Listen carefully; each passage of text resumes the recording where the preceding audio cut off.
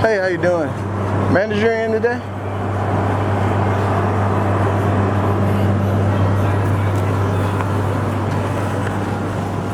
Hey, how you doing?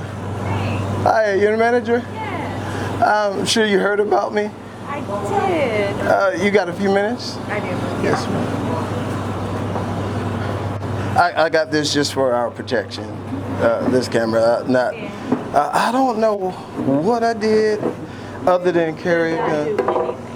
I will say that I spoke to the officer, and when I apologize, I'm sure she told you, my cashier, she did have a traumatic experience. And she was Yeah. So maybe, I think that maybe stemming off that, I'm not entirely sure, but you did nothing wrong. They said you're perfectly legal. Yes, ma'am. I know it's an unusual looking gun also. I just wanted to show you a little bit of I am registered through the state of Georgia as an armed security guard. 25 years military, infantry. That's something else. This is veterans benefit stuff, I think. Yeah, and also have a concealed carry permit. And I think they might have told you that I kind of follow the police around a little bit. And watch what they're doing. Not because I dislike the police, just simply because I was almost not allowed to serve my country because some police was doing some pretty shady things. And I'm out there just to make sure it's not happening. I don't like criminals. I really don't. And I do understand that some people have fears, and I wanted to get to the bottom of, hey, what did I do wrong? Or what could I have done to what triggered this? Because I've never been treated like this. It was kind of, I ended up walking a mile. My car's in the shop now because I have a few cars, luckily.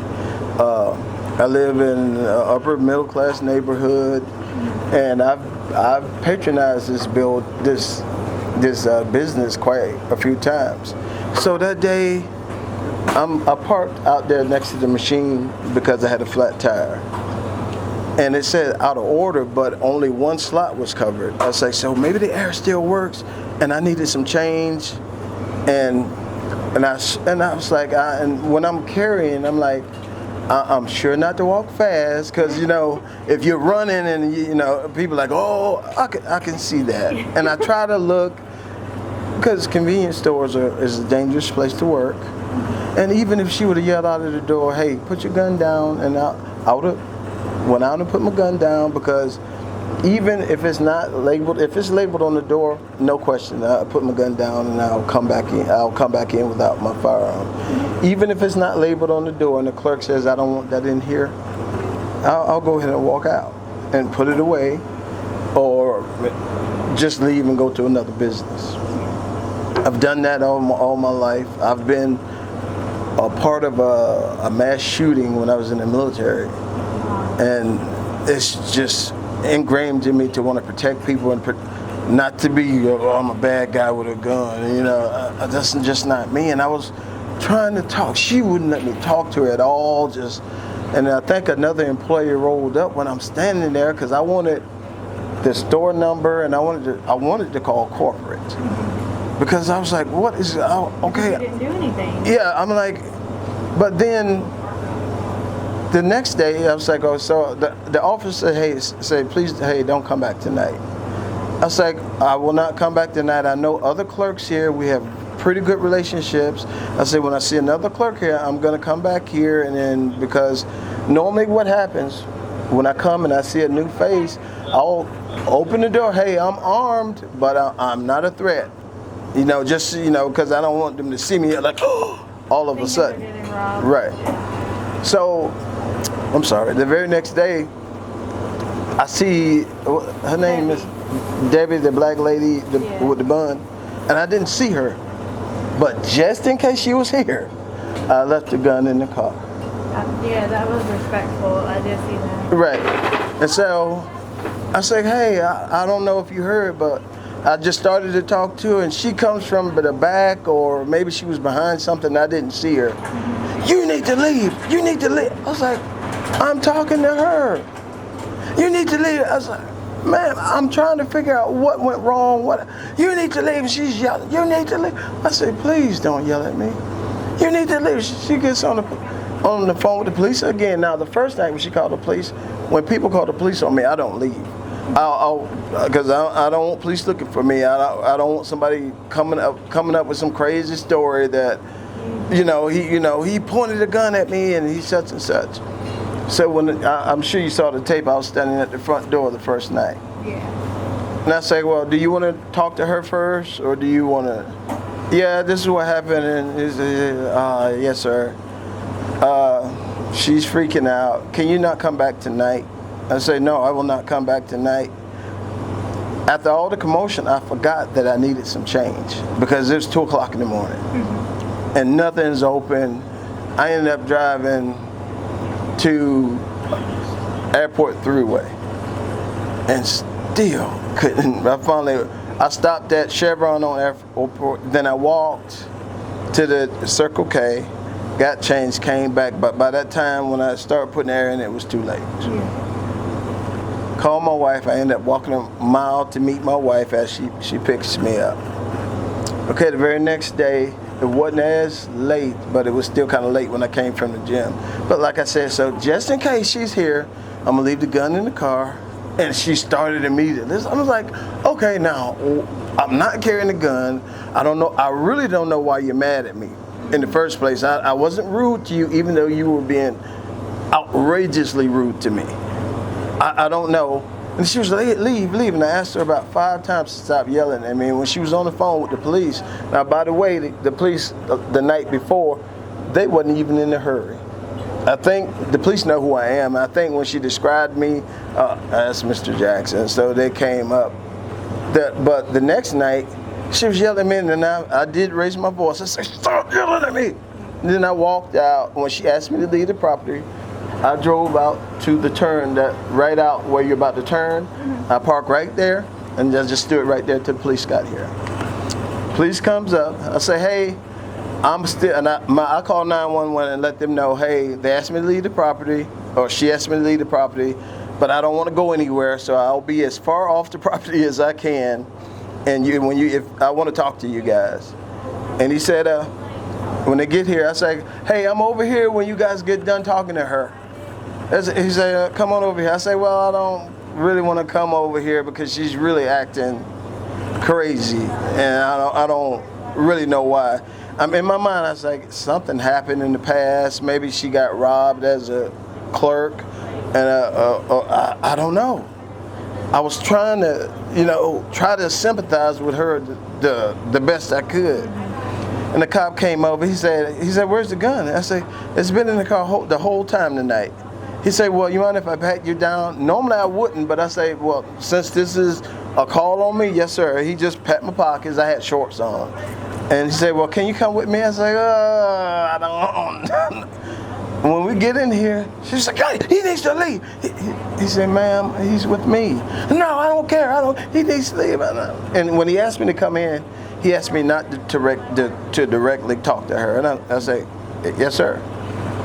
And I was just standing there, and he was like, well, he needs to leave, and I'm scared of him. And I was like, officer, I don't know what I did other than carry my gun. I'm trying to sympathize with him, trying to understand what's going on here. So, and that's where we are. And she said she was calling somebody.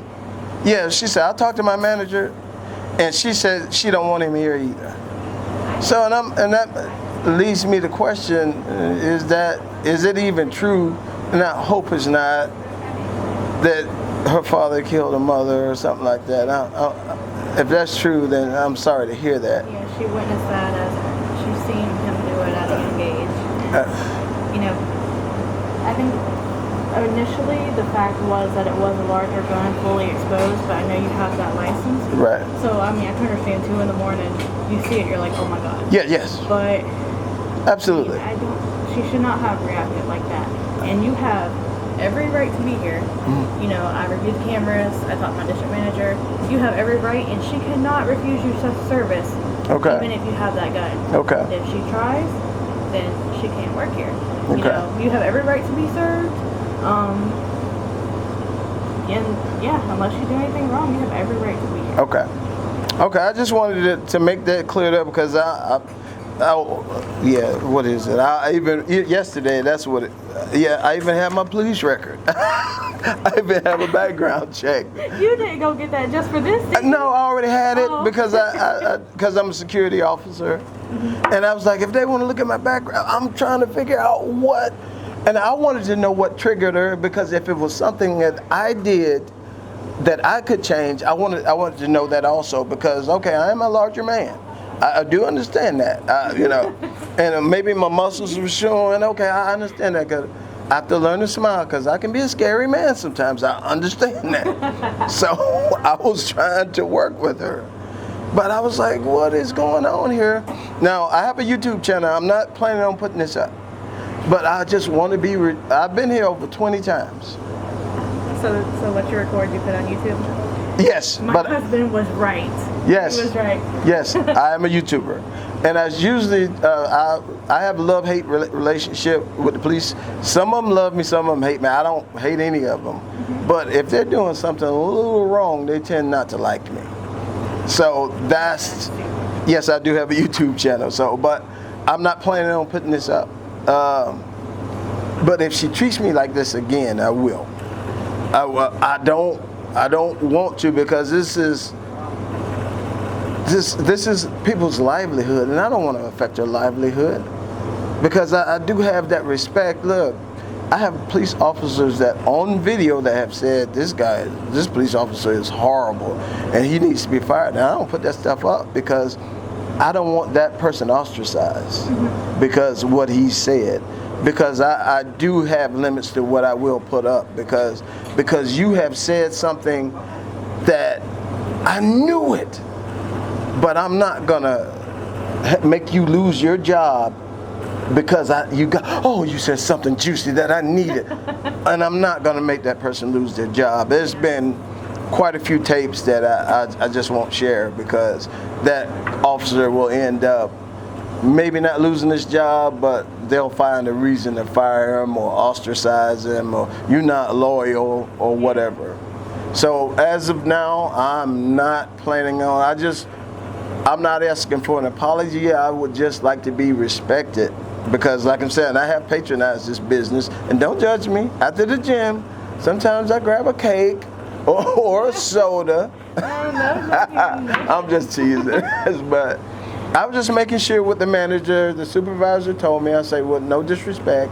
I need to hear it from the manager just to make sure I'm good because I was I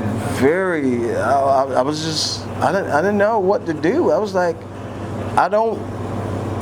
and I took a lot from her because she was going in on me. She was hysterical.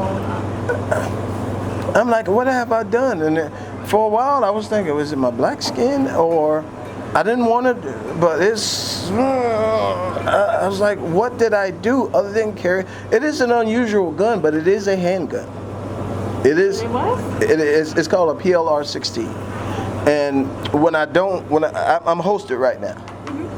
When I don't. The same one? No, this is a different. This is a different one. When I don't have a holster on my belt, I have a strap. Yeah. But it is technically, it's called, if you ever want to look it up, it's called a PLR 16.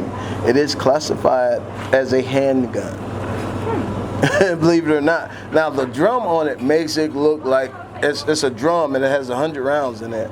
It makes it look monstrous. Yeah, that's one thing that intimidated him also. Yeah, and that's one of the reasons I don't move fast. If you look at the video, I don't know how far you can see out there. I was like, I'm not bad, I know. But it's the guns that end up doing harm to places like this. You don't see it, or they come running in. You don't see it until last minute. They don't like. Yeah. And then when you call the police on them, and I saw her calling the police, they don't hang around. You know, like, okay, she called the police, so I can't go anywhere now because I don't know what story she's gonna tell. And so I'm glad you had the time to listen to me, and I appreciate. I mean, I wish I could have talked to you yesterday. Yeah, I understand. I seen you, but I had to get to my meeting. I was running late. Okay. And I was like, I wonder if he's here to talk to me. And Yeah. I'll get back later. Yeah. But, Well, that was the first time I had my gray car my 300 that's in the shop now, and I can't really blame you, but I just wanted to get help. And when I left the first time, I was like, oh, I needed change. I was like, I even tried to go through the officer to get change. And still couldn't. She no, I don't want nothing to do with him. And she wouldn't even listen to a word I had to say. I wanted to ask, look, okay, you know, look, I'll put the gun away. Can you just give me some change? Or she just was not having it. And I can understand people have gone through traumatic things. I have PTSD myself from war. Mm-hmm. But I can't hold everybody accountable for my PTSD. Yeah. And maybe, I don't know if she can afford it, maybe she needs to go to some type of counseling. I went for 10 years without getting counseling. And when I started getting counseling, it really helped. Mine was, I'm not afraid because I was born to fight. But when I lost 2 guys that were in battle that were like my kids, they were like my sons, that killed me. And why couldn't it be me? This is what I was born to do, fight.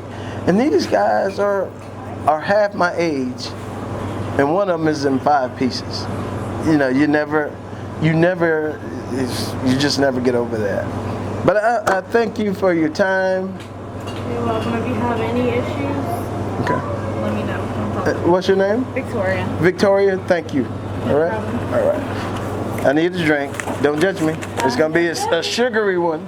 I have no room to judge. No, you're a beautiful lady. Thank you so much.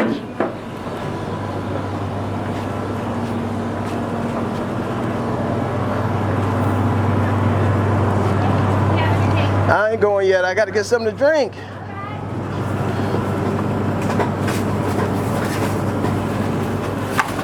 Hey, how's it going? All right.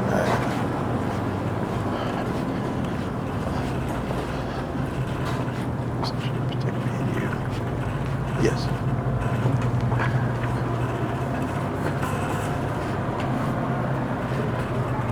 Did you sure forgive me?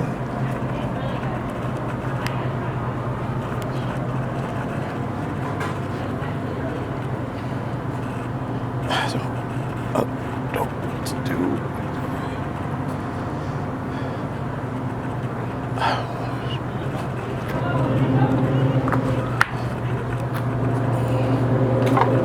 Hot thing, barely 21. Hot thing, want you go have some fun. Hot thing, want you gonna wait and see. Hot thing, want you gonna come with me.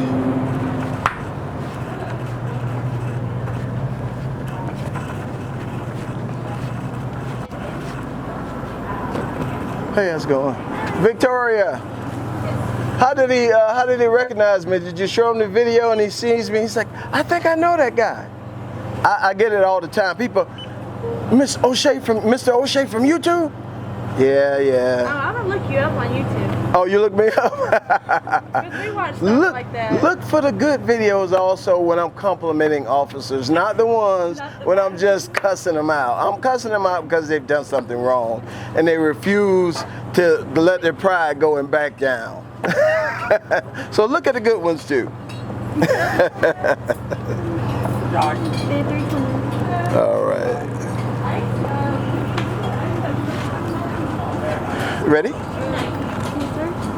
All right. How you doing today? All right.